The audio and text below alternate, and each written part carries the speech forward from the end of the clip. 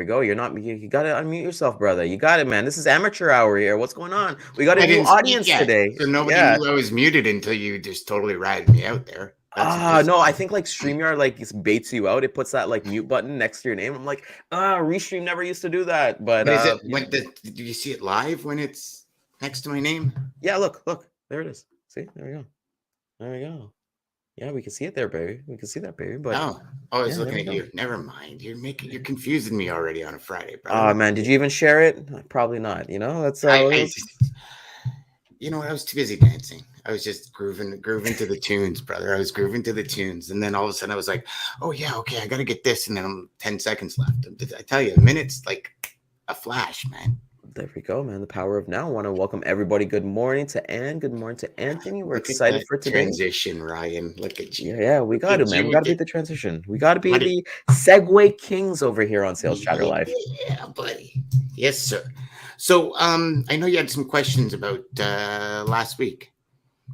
Yes, sir. So last week you talked about you talked about the note, man, and I will say, you know, I got to commend you. You didn't move. Well, you moved a little bit fast, but not as fast as you normally do this week. But what are some takeaways from chapter 4 from everybody who's brand new watching? What we do here is that we go through a chapter a week of Eckhart Tolle's Power of Now. So this week will be chapter 5, but we're going to review a little bit on chapter 4 because there's some really good nuggets in there. But Dano, what did chapter 4 look like in your daily life? So, chapter 4 for me, throughout this entire week was all about that presence and really, you know, feeling it. There was a part in chapter 4 when he was like, you know, when you're truly present, you actually are in the only spot where creativeness happens. And I was telling you about it the other day where I've now started standing when I get creative to kind of give me that presence instead of sitting, because I tend to get into a zone when I sit. I'm creating habits as when I come in my office, I touch the top of my door and it tells me to wake up and start paying attention to the wording I use. And I think I've reduced typos this week. I've moved a little slower because of it. So what I'm starting to do is I'm starting to add triggers to connect the being present with that trigger. Because I found that it's great when you read the book and for like a couple hours after, even, you know, 2 hours after the show, then all of a sudden Saturday hits, Sunday hits, and it's like you slide back into what you're used to. So I found I've needed to create triggers to reconnect me with the moments of the book that I want. So those are a few things that I've started doing this week, and it's working out like great, because the trigger tells me in my brain, okay, start paying attention to this or start looking at this.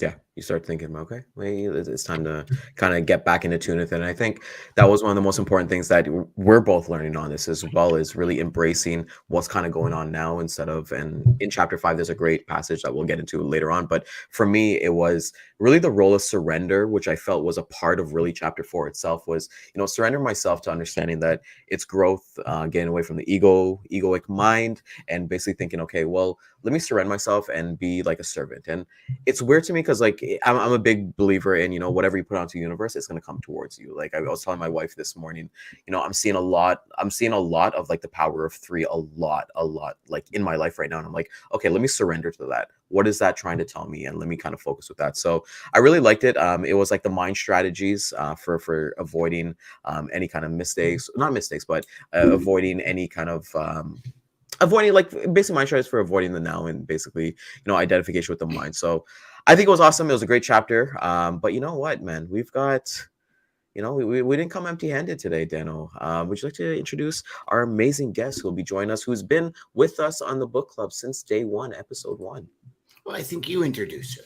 I think you guys have had quite a few conversations about the book. I'm happy that she's here today because it's to get another thought process of somebody completely outside kind of the day-to-day conversations, I think is super cool because it gives you a different perspective, and we'll get into perspective and presence in this chapter, but go for it.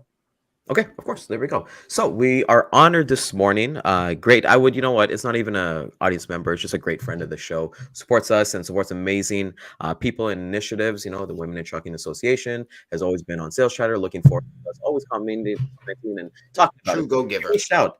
Great go giver. She's just a giver, and like, there's not a time anytime we do a giveaway or she does a giveaway for like memberships. She's always spreading the word, and her company TLC companies that she works with, just an amazing resource for the logistics industry. So, with that being said, we are going to introduce our amazing guest this morning, all the way from the United States of America.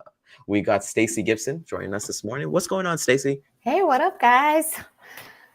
So Uh-huh. excited to be here today. So excited to chat about this book and, just hear what everybody's thoughts are on this chapter specifically. So, All right, well, let's get started. There we go. There we go. So let's get started. Before we actually get into chapter 5, I kind of want to get your thoughts so far on reading these 4 or 5 chapters of this book. And yeah, yeah. Wow. I mean, but yeah, the first word is just wow, right? Like, talk about making you kind of stopping you in your tracks a little bit, and that whole, should have had a V8 moment, right? Do you guys remember that? Yeah, I mean, it's definitely made me sit back. It's made me take a step back on some things. We're so quick in everything we do now. We're just in that. That's just our world, right? Everything is now, now, now, now, now, and it's like, no. Sometimes you have to take a moment, take a breath, compose and really think thoroughly about what you're about to do, about your actions, about your words. So that's been, big for me so far in reading this book. And then, yeah, just, I think Dan said it earlier, just presence, being present, and understanding what that means, and the consciousness. So yeah, it's been an amazing read so far. And I think when it comes to our industry, I mean, our industry moves at lightning speeds, and then just the world moves at lightning speed. So information comes to us at lightning speeds, and we're so distracted every day. Yep. With so many little notifications and this and that and emails from clients, and we got to get back to them immediately, and we got to do this, and we got a truck that's doing this, and we got to get back to that immediately. And it's like I can't tell you how many days, years, decades where you're just on autopilot. Yeah. Oh, for sure. For sure. How many times have you gotten home from work and just stopped and went, What did I get home? Exactly. Yeah, like what did I exactly do for the last hour? I don't remember any of it. And it's crazy because our days, our evenings, our weekends, our nights, everything kind of operates on that until you pay attention. Oh, absolutely. Crazy. Yep. And there's definitely a couple of points, that I certainly wanted to bring up about those kind of things. And, obviously, we're all going to share, I'm sure, like what we do, what we've done, what we've started to do, either because of this book or even, before we ever read the book. So yeah, I'm looking forward to getting in. Let's get in. Let's dig in. So for everybody who's watching out there, like we said at the beginning of this episode, if you're brand new here, what we do is a book, basically book club for The Power of Now by Eckhart Tolle. Today's chapter is going to be chapter 5, which if you're reading the book, this starts on, I believe it's page 94 all the way to 106. And the chapter is entitled The State of Presence. So Stacey and Dan, let's talk about it. What stuck out to you from this chapter? And yeah, let's start with our guest first.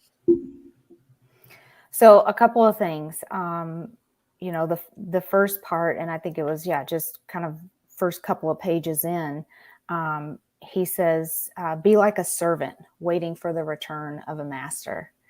Wow.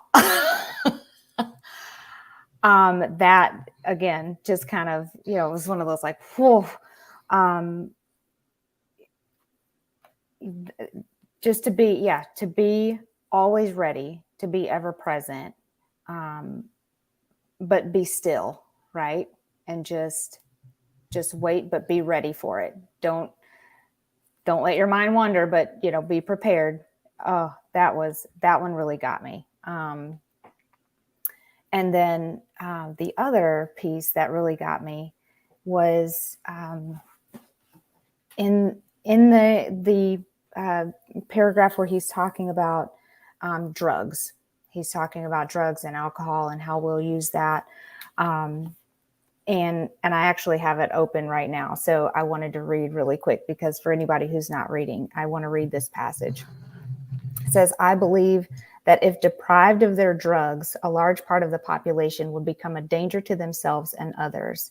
These drugs, of course, simply keep you stuck in dysfunction." Now, in my mind, and what, I don't know why, but immediately my brain automatically transposed the word, or not transposed, but I switched the word from drugs to social media. Which is a drug. Right. And I read it. So I said, so I'm going to read it like that. "I believe that if deprived of their social media, a large part of the population will become a danger to themselves and others. These social media platforms, of course, simply keep you stuck in dysfunction." Like, does that, like, that just like, it gives me just like, whew, right, all again. And we all are on social media, right? Like, I'm not going to sit here and bash it like I'm not on it. But to go back to the point of, like I said before, you had asked, you know, what's changed since the book or before. One of the things that I did a long time ago on my phone was I turned off all notifications for social media or anything like that. So my phone doesn't ding every time something, you know, somebody comments or likes or anything like that. I don't even see the number. Like, I turned all of it off to remove that distraction, right? Because what do? You hear it, or you feel the vibration, or what do you see immediately, right? You gotta check and see. So that particular passage really, like, oh, like I said, that one hit me. And I feel I would add phone in replacing social media as well, because I think the phone itself is a distraction. You know, how many times are people having a conversation with you and you pick up the phone? Or there's a conversation going on and you're scrolling through your phone. Now, whether it be an email came in, a text message came in, like there's so many levels, right? I mean, even I'll give you guys an example. And Ryan and Stacey, I don't know if you have dogs, but it's to the point, if I'm sitting in bed and I've got the dogs beside me, if I pull out my phone, Stanley will put his paw on it and like paw it down. And I started thinking about that. I'm like, my dog is telling me I'm not paying attention to him. Like, now, of course, you know, Ryan will know dogs are like, you know, Jackson's probably right at Ryan's feet right now going, "Where's my TREAT and where's my," you know, but it's like they even see you're not present. Right. And it's I think that lack of presence is at an all-time high in our world these days because of tech. Oh, yeah. Because of tech. Oh, absolutely. I look at waiting rooms. I look at and like people, just everybody's a zombie. No, yeah, I was just gonna say, this is what you see. Yeah. And I mean, it's not like you went into a doctor's waiting room to go have, you know, really great conversation. Right. You're not there to network. But, no, but I mean, it's kind of like what I'm noticing now is people are lost in their tech. And it's like that killing time. Why would you want to kill the most precious resource on earth? Yeah. Do you know what I mean? And maybe it's just me and the way my brain is after everything I've been through, but it's kind of like, I want to make every second count. Yeah. And I put my phone over there and I don't even touch it unless I leave my office and I'm like on a walk, or I'm listening to something, or I'm waiting for an email to come in and I go down for lunch and I'll chuck it twice over my lunch. Yeah. I've never been one for those notifications that take me off my game. But I think, you know, what was most productivity experts say if you're looking to increase your productivity, just cancel all notifications, get rid of all games on your phone and everything, and you'll be like 10 times more productive. So it's interesting that you connected that to the book and what he was saying, because the way you just did that is something that now I'm going to adopt. As I'm reading, I'm going to say, okay, what else could replace this word? Because I mean, Eckhart Tolle wrote this, 15 years ago, I think? Yeah. Like It's been a while. when was it that he wrote this? Ryan, you guys have the book, right? The actual physical book. Yeah, but it doesn't matter though. It doesn't matter like when it was kind of written down. But one of the things that I love, the first thing that you said, about like be alert. And I think first and foremost, what I love with this chapter is how he's weaving in like Jesus, Buddha, and then he talks about like the Indian side. So I'm Hindu. The word Leela, which means a play, and we realistically look at the word like the world itself or our lives like kind of like a play itself. And when he said that, be at attention, and I started thinking about myself. It's like, if let's say my wife goes out, like when my wife goes to work and I know she's coming back home, it's like that last like 30 minutes when you know she's coming back home. It's like, okay, let me make sure I go clean up the place, and we're waiting on the couch, waiting for like her entrance to kind of come in and things like that. And I think if we're able to kind of be that, he said that, like, I think the past and the future doesn't matter anymore. You're just really focusing on the present. You don't worry about, what kind of attitude she might be in, or what kind of like, what would she want to eat and all that stuff. You're just like, okay, we're here. We're waiting for your presence, and let's make it happen. And, one of the things that he mentioned here that I thought was my favorite part was the thing about the flower. You can say, hey, this is a great flower, or Dan, that's a great hat. But it's just sometimes it comes off mechanically. You don't really care. Right. So when he says like, like literally stop and smell the roses, like understand, like when was the last time you looked at a bee and you're like, oh my God, they're really beautiful. And like how they like go into the pollen and different things like that. And I think what I'm learning from this book too is not to take it so metaphorically, in terms of like, I don't need to like stay present and be like, oh my God, the camera I'm looking at, like the words look so nice on it and things like that. It's just understanding that there's a camera there, and then I'm having presence with you guys here. Like obviously I'm big, like Dan always tells me as well, like, like I'm always on my phone checking different things. But for me, that's one thing I'm working through. But the presence is still there. So I thought that was awesome. I thought the 2 points you brought up, and I love that you said, replacing that word. And Dan, like you said as well, you're gonna do that as well, like social media, right? I feel like we can all, and you're right by saying that, because when I see the words like drugs and like alcoholism and all those things, I'm like, I can't relate to those things because I don't really do those things. Right. So, but I can relate to social media. I could relate. And that's what I was saying with Dan on previous episodes, like when he's talking about the egotistical mind and things like that, I relate to that because that's something I'm trying to shed myself. Right. So I think we're always going to gravitate to different things. And that's why I love this book club, because we all read 10 pages. Think about it. We all read 10 pages, and we're all going to have different things to say. So Dan, would love to get into what did you think of chapter 5, brother? So the first thing, and I think it was in like the first 2 paragraphs of chapter 5, where he says intense presence is free, it equals being free of thought. And I was like, huh? I'm like, no, I had read that again, and I'm thinking I misread it, and I'm like, okay. And he says, the wider the gap between perception and thought, the more depth there is to you as a human being, the more conscious you are. And I was like, no, I think in the present, like I think. And then I start really thinking about it. I'm going, no, like it's when you're free of thought that you're right here. And as soon as you start thinking, oh my God, I can't wait to get this, it's like, now you're not here, you're in there. The future. Yep. And then he says, presence is the same as being. And I'm like, okay. So how exactly is presence the same as being? And then I go back and I reread it and I understood it. So for me, I actually, Ryan, like you said, I get caught up in the words. Like, and I think it was midway through the chapter, he says all these things, and he says, don't get attached to the words or try to understand this. There is nothing you need to understand before you become present. And I'm like, good, because what you just said was like way over my head, man. Like, and I went back and I listened to it 4 times, and I'm like, this makes no sense. And he says, like, it doesn't need to make sense. Don't pay attention to the words. And like we said off air, I'm like, if you're telling me not to pay attention to the words, but you put them in the damn book. So like, I'm going like, so I have to read the words. I've literally listened to this chapter like 6 times over the last 2 days, because full transparency, I didn't get it. And I've done a whack of personal development. I did not get it the first time I listened to it. And I listened intensely. I listened on 1.5 speed where I had to, Eckhart Tolle on 1.5 is kind of like how we all talk. You have to speed him up or else, he's very slow. But it was, then the final thing that hit me on the chapter when he said, listen to the silence. Listening to the silence is a direct way to become present. Listening to the silence creates stillness inside of you.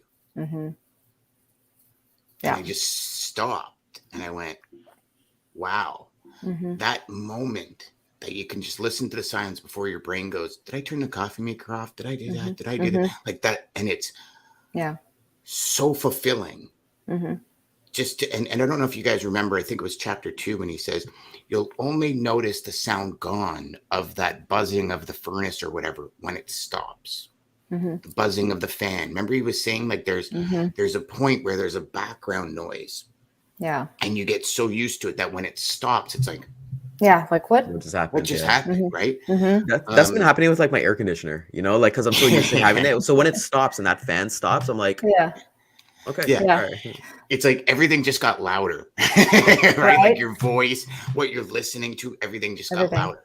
Yeah. And it's interesting because as we sit here, I've got one of those vent fans that are plugged in to increase the velocity, and the dog turned it up this morning.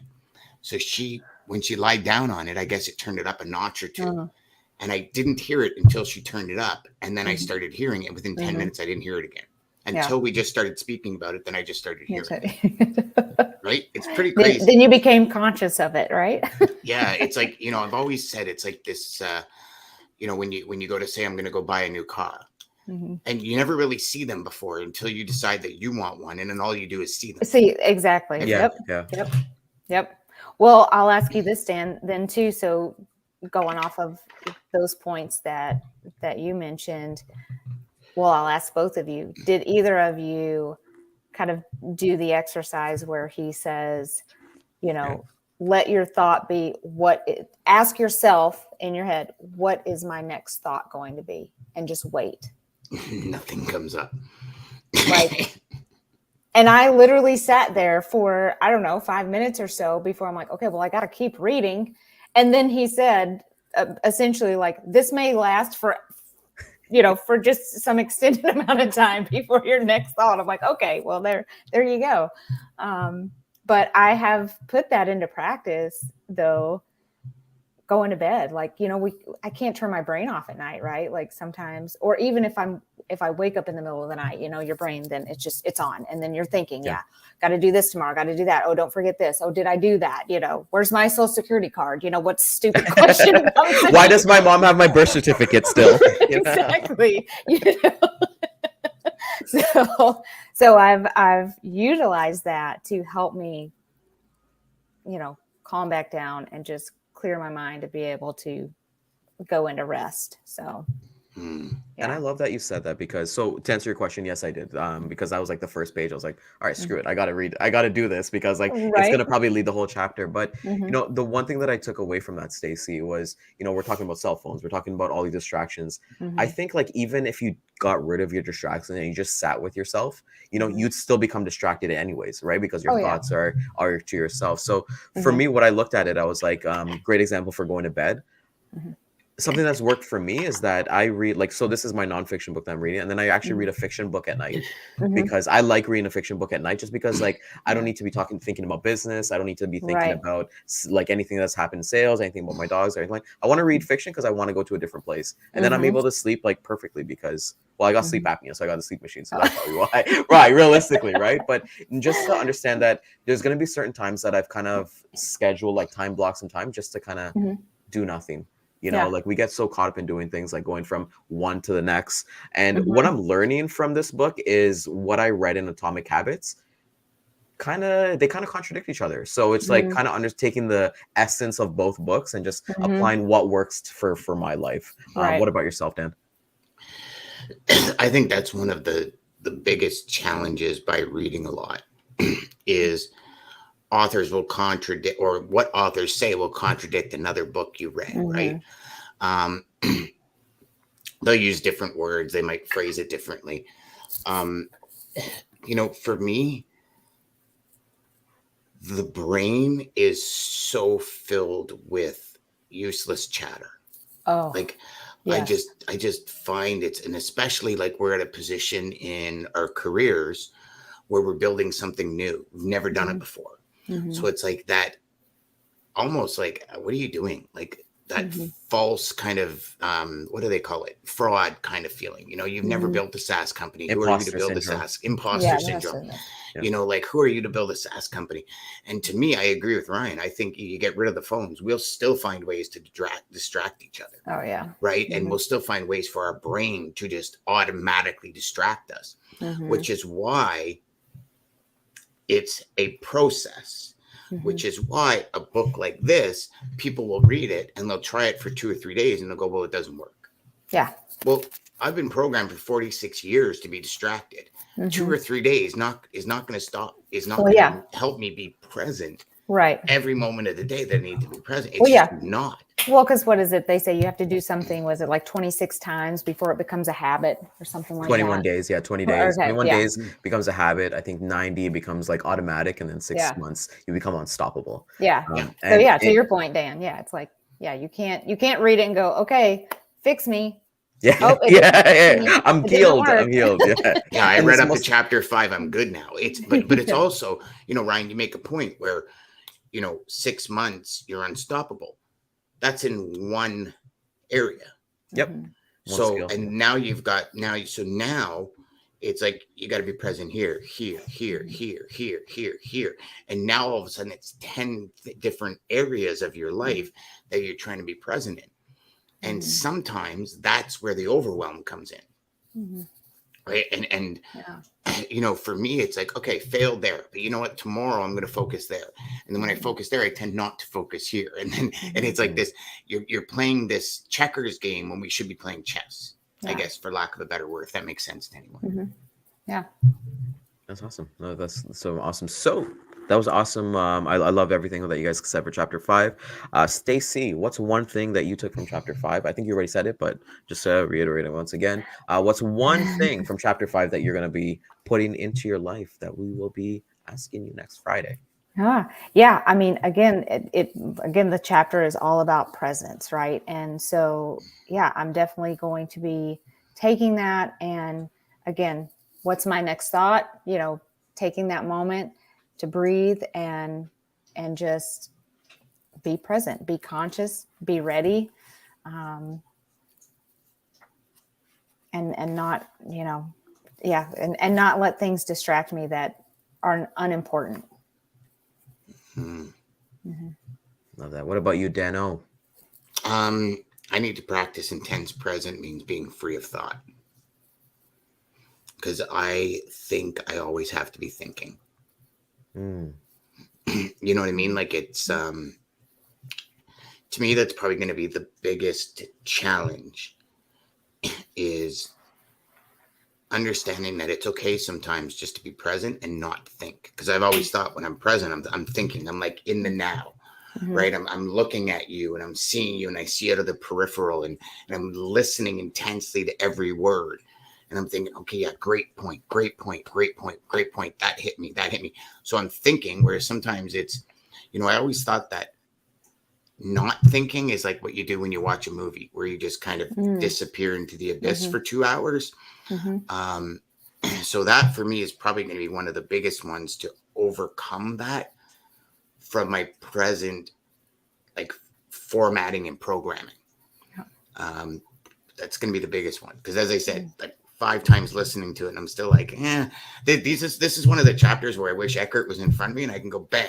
And he goes, this is the answer. And I'm like, okay, but what about this? This is the answer. Okay, but what about that? This is the answer. And, just really distill it down into the nucleus where you go, light bulb went off. There we go. And then he hands you a check for, you hand him a check for like 10 grand, right? So, for 5 minutes. He does this. Here's my firstborn. In slow motion. In one point. Slow motion, because he wants to make sure I'm present when I see the number. What the hell? I love that. That is amazing for both of you, and looking forward to hearing about that as we kind of go. And for me, you, brother? So here's the thing. I'm going a different way with this, and here's the reason why. For anybody who's kind of watching, my context of reading this book again is that there's a lot of there's a lot of stories that we can learn from Buddhism. There's a lot of stories we can learn from Christianity. A lot of, like, even you mentions like Hinduism and stuff like that. My mission is really going to be starting to read more scripture. I'm going to read the Bible again, and really kind of say, because like these are really some of the points just from like the scripture that he's read, because you could tell it's a God focused book as well. So I'm just thinking in my head, I'm like, what did I miss reading like the Bible the first time, or the Bhagavad Gita or the Quran? Because like those are, those are historical things. And if he wrote this book from reading those books, just imagine what we can gain from actually reading those amazing texts as well. So that's gonna be my mission for next week, is to dive deep into I'm gonna go with the Bible this week and see what I can learn from there. Cool. Now, are you gonna go like different chapters? You're not going to go from the beginning till the end. You have a. I'm gonna go to the beginning to the end, baby. You know what? It's funny that you guys say that, because like my wife and I, like I said, we're Hindu, but we're very spiritual. We went to a Bible study on Tuesday, and they were talking about Exodus, and it was a great understanding about Moses. And when my biggest takeaway was like when God was talking to Moses, and by the way, this is not Bible talk, but when God talked to Moses and he said, I'm not worthy enough, and God said, I'm with you. You don't worry. What are you worried about? Like, I'm with you. I got your back. It's like the footprints in the sand kind of poem as well. So for me, Dan, to answer your question, I'm going to read it from the beginning to the end, because I feel like, I want to kind of get the overall framework and kind of see like, okay, well, how can I apply this? Because you and I are going through different stages. I sent the last chapter to our group chat today, because I'm like, this is about group work. If you and I weren't talking about group work, or doing this right now, this part wouldn't mean anything to me. Just like what Stacey saying, like if social media wasn't a thing to her, she would have interpreted like drugs and alcoholism, different things like that. So I feel like different stages in our life. I'm not the person that I am today that I was yesterday. I'm not going to be the person tomorrow that I am today. So there we go. The reason I was asking you that is because when I started going to Bible study, I was really thrown off, because I started reading the Bible from first page to last page, but it's like the story jumps like centuries or decades back and forth. And so what I did is I got a book called What the Bible Promises You, and you can actually go through it. So if you're looking for passages or chapters, I guess, for lack of a better term, I don't even know if it's chapters in the Bible, on specific things, it tells you which one to go to. So for me, it was really cool, because when I was having an issue with this in my life, I wanted to see what scripture said about this issue. When, in the Bible study I was in, there was some people that were very like, nope, this is the way it is, and there's no way for and buts. I'm like, no, because somebody who reads the Quran is seeing it different than you're seeing it. So how could you say this is the only way it is? It's not true, right? Like it's, and because I'm spiritual, I'm not necessarily religious. Yeah. And so I found that book was really cool, because it gave me, if my head's saying this, what in the scripture can help me work through it. So there was a reason I was asking, brother. That's cool. That's awesome content. Yeah. Yeah, man, we'll make it happen. So, Stacey, can't thank you enough for joining us this Friday. Tell everybody, how can they get a hold of you? What do you got coming up for the rest of the year? I know there's a pretty cool conference coming up, I think in November or October, but let everybody know, because you're so cool. Like, why wouldn't you want to connect with Stacey? Right, absolutely. Well, obviously, you guys can find me on LinkedIn, so look me up, send me a connection request. Happy to connect, happy to be a resource for anybody, for the trucking space or anything else I can potentially be a resource for. This year, a lot of travel coming up, as I told you. So we've got a lot of just client visits, conferences. The big one, yes, November. We've got Women in Trucking Accelerate in November. So excited. And I believe I'm going to see you all there. Yeah. Yeah. I'm coming down for sure. I gave my word at the beginning. So super excited about that. So we'll finally, have our I'll have my fangirl moment, right? Like, and we'll all fangirl out over each other at Women in Trucking Accelerate. But yeah, just, trying to get through the year, like I said, getting through all this travel and getting me into the end of the year, and working on, planning for goals for next year. Right. So we'll see how that works out. It's just about time for all that to start happening nowadays, right? I know. About Q4, where I can't believe how fast the year's gone. I know. It's crazy. It's insane. I had a Crazy. buddy of mine say, Dan, when you hit 40, decades go fast. I'm like, no. I'm like, yeah. Good thing you got like 5 years until then, right? So Well, I got Yep. got Mhm. four. I got four. yeah. I'm 25. I don't know what you're talking about. Yeah. It's the 20th anniversary of my 25th birthday. Exactly. It's yeah, my receding hairline tells you everything you need to know. But yeah, it's crazy how like a blink of an eye. Mm-hmm. It's awesome. Yep.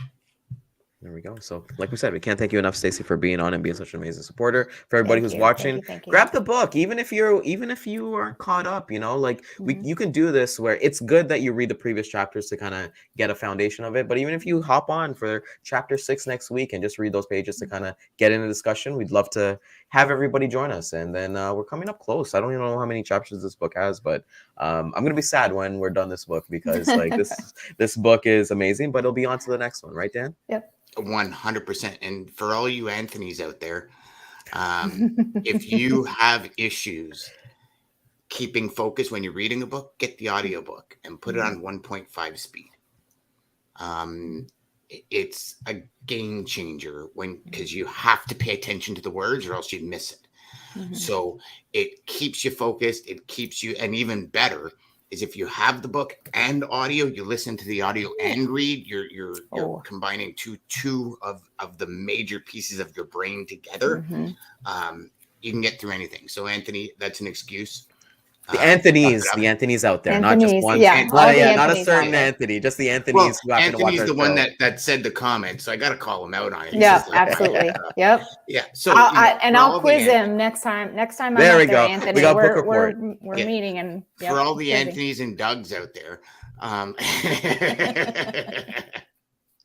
Yeah, love you, brother. It's all good. There we go. All right, brother, take us home, my man. All right. Oh, hold on. He says, I did catch it when you said listen to the episode 5 times. Yes, sir. Absolutely. All right, everybody. So thank you very much for being here. Again, Sales Chatter, the podcast where we help 10,000, where our goal is to help 10,000 sales reps generate $1 million GP. And this is just one more way to stay present in your daily routine. Thank you for joining us, Stacey. Thank you for being here again. Thank you so much, guys. Have a great holiday weekend. Oh, yes. It's a long weekend this weekend. Yes, we'll be back on Tuesday. We'll be back on Tuesday. That's it. There we go. Right.